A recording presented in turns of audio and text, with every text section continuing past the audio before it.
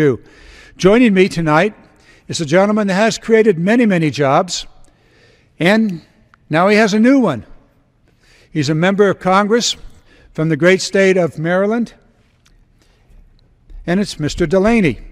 Thank you very much for joining us. You have an exciting district. You have a considerable amount of high tech in your district. I do. So share with us your thoughts about how we can grow the economy and maybe some of your own experiences, because you've employed many, many people in your tenure in business. That's right. I appreciate my friend from California providing me with this opportunity to talk about what I think is important for our economy, to get our economy going, to create jobs.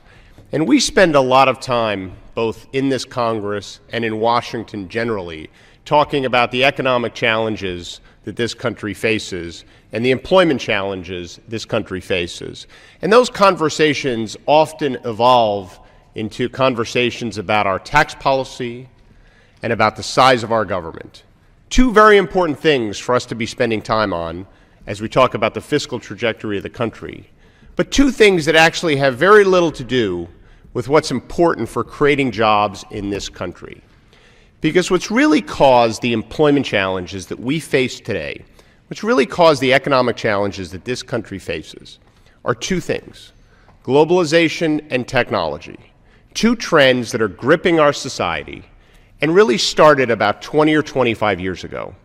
And these trends are accelerating. And many people have been benefited by these trends. Americans with great educations have been blessed by these trends. Americans with access to capital have benefited because of these trends. And hundreds of millions of citizens around the world have benefited from these trends because they've moved from formerly not being in a modern economy to being in a modern economy. But the problem is the average American has been negatively affected by these trends. It happened too quickly. We weren't quite prepared for it. We didn't invest in our future the way we need to prepare a broader number of Americans for a world that is fundamentally changed because of these trends.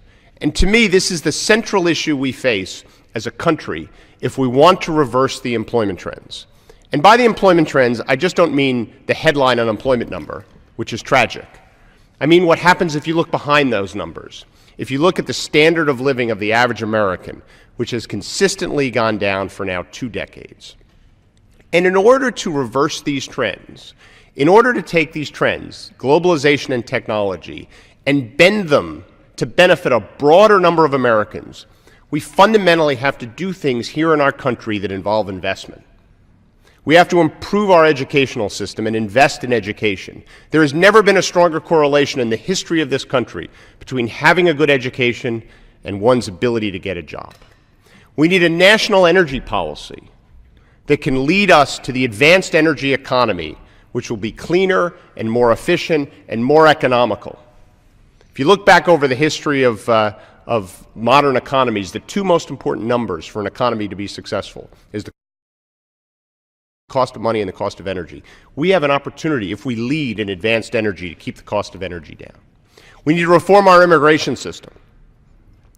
Half of the Fortune 500 companies in this country were founded by immigrants or children of immigrants. Immigrants fundamentally create jobs in this country. And we need to invest in our infrastructure. We need to build the modern infrastructure for the future: transportation, communication, energy, educational facilities, all the things we need to do to be competitive.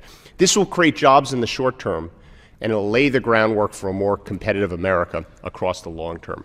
These are the things we need to do to make our country more competitive so that we can create and attract and sustain jobs that have a high standard of living. That's the sacred trust we've been given as members of Congress.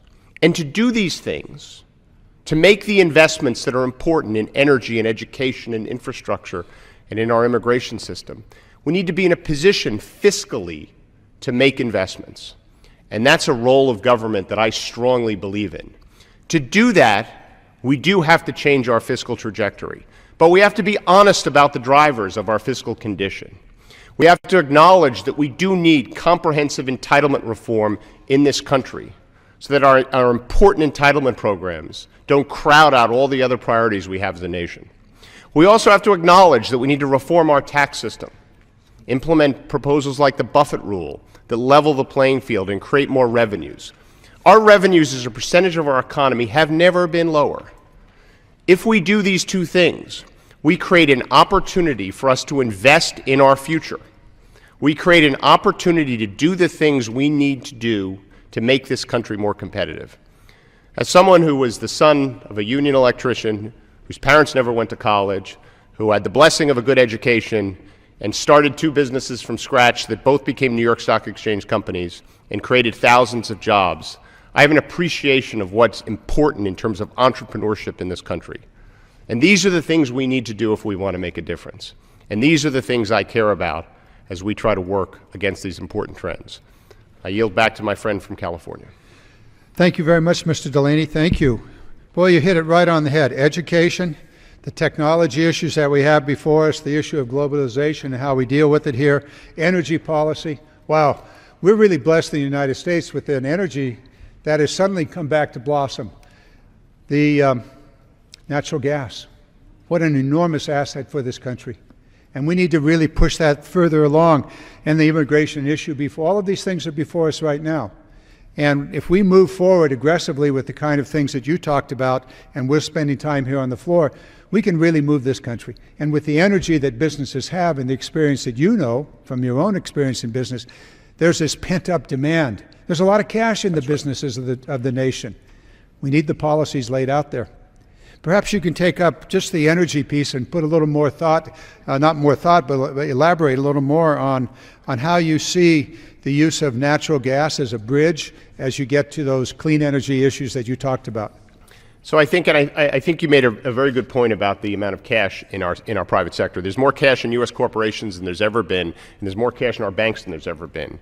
And I believe the private sector creates the job, but there's a clear and distinct role for government to level the playing field and make the investments that are needed for the private sector to thrive. And the energy industry is a terrific example of that. If we had a national energy policy that pointed us in a common direction, where we could say this is where we want our energy production and utilization to be in the future, it would benefit Americans so much in the short term in terms of the quality of their life, in terms of making us more competitive. If you look back over the history of this country, it takes about 50 years for us to change energy sources.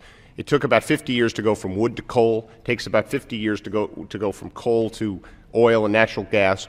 And it'll take about 50 years to truly have this advanced, clean, efficient energy economy that we know we should have as a country. We should have policies in place that encourage that. And natural gas can be a fabulous bridge to that future. There has to be accountability.